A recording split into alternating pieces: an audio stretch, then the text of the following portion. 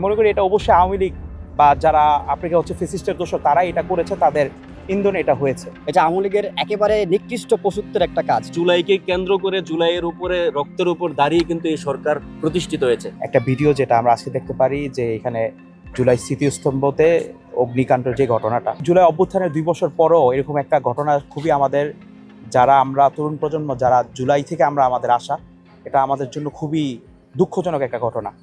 দেখেন এখানে সবচেয়ে বেশি খারাপটা লাগে যে এখানে পুলিশের একটা আমরা বক্স দেখতে পারছি।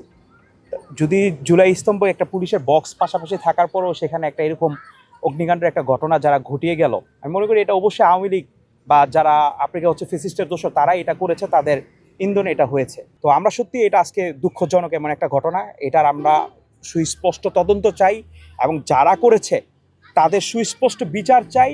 এবং আমাদের কাছে আজকে খুব দুঃখ লাগে যে আওয়ামী লীগের ফেসিস্টের দোসররা আজকে বাংলাদেশে অবস্থান করতেছে, একদম চিহ্নিত দোসররা আজকে বাংলাদেশে আমরা বিভিন্ন জায়গায় দেখতেছি। মানে আমাদের কাছে খুব কষ্ট লাগে যে তারা কিভাবে এই 24-এর পরে এমন বৈষম্য বিরোধী মামলার আসামি হওয়ার পরবর্তীতে তারা কিভাবে এখানে ওপেন চলাফেরা করে। JBS holdings limited.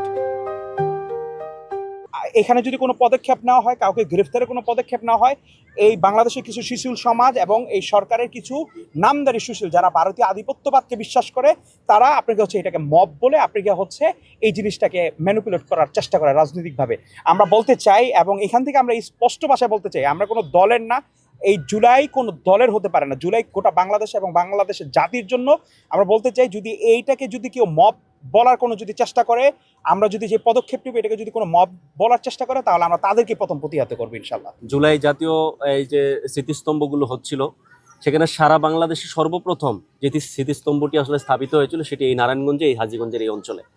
তো প্রথম স্মৃতিস্তম্ভ হিসাবে এটাকে যেভাবে স্মরণীয় করে রাখা দরকার ছিল, প্রশাসনকে আমরা সেই জায়গাটায় দেখিনি ওইভাবে স্মরণীয় করে রাখতে। আসলে এই জুলাইকে কেন্দ্র করে, জুলাইয়ের উপরে, রক্তের উপর দাঁড়িয়ে কিন্তু এই সরকার প্রতিষ্ঠিত হয়েছে। কিন্তু আমরা দেখতে পেয়েছি আসলে এই তদন্তের মাধ্যমে উঠে আসবে, যদিও আমরা শুনেছি যে আজমির ওসমানের গুন্ডা বাহিনী এখানে আসলে অগ্নিকাণ্ডের ঘটনা ঘটিয়েছে।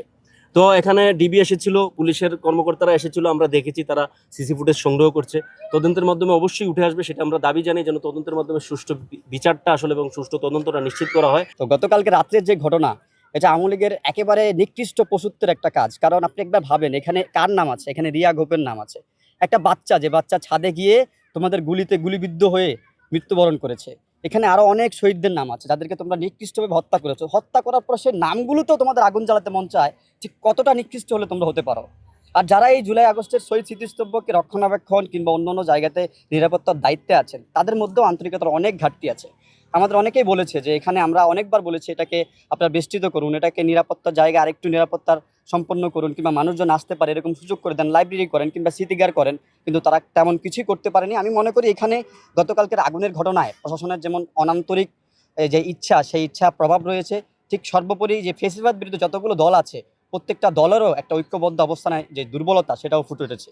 তো আমরা সেই দুর্বলতা কাটিয়ে খুনি লীগকে বলতে চাই, এই আগুন তোমরা এখানে স্মৃতিস্তম্ভে লাগাওনি, এই আগুন তোমরা এই ছাত্র জনতা, নারায়ণগঞ্জের ছাত্র জনতা তথা প্রত্যেকের বুকে লাগিয়েছো, সেই আগুনে তোমাদেরকেও জ্বলতে হবে। গতকাল রাত আনুমানিক 3টার সময় আমাদের নারায়ণগঞ্জ জেলার জুলাই স্মৃতিস্তম্ভতে এখানে দুর্বৃত্তকারীরা আগুন দিয়ে এটা নষ্ট করতে চেষ্টা করে। তো আমাদের এখানে পুলিশ সদস্য উপস্থিত ছিল, তারা যখন দেখতে আগুনের লিলিহান শিখা দেখে তারা তাৎক্ষণিকভাবে আগুনে নেমে ফেলে, যার কারণে এই জুলাই স্মৃতিস্তম্ভ কোনো ক্ষয়ক্ষতি হয় নাই।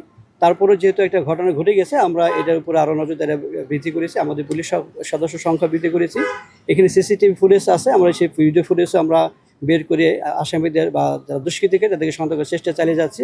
আশা করি অতি শীঘ্রই যারা এই ঘটনা ঘটেছে তাদেরকে বের করতে সক্ষম হবে। যারা আমাদের পুলিশ সদস্য ছিল তারা আসলে যেহেতু আগুনটা নিভিয়ে ফেলেছে, কোনো ক্ষয়ক্ষতি হয় নাই, যার কারণে আমাদেরকে অবগত করে নাই। তা আমরা এই সোশ্যাল মিডিয়ার মাধ্যমে ঘটনা জানতে পেরেছি যে ঘটনাটা ঘটেছে। তো যেসব পুলিশ সদস্য সেখানে ডিউটি ছিল তাদের কোনো গাফিলিতে আছে কিনা সেটা আমরা খতিয়ে দেখতেছি, যদি তাদের গাফিলতি থাকে তাদের বিরুদ্ধে ব্যবস্থা গ্রহণ করা হবে।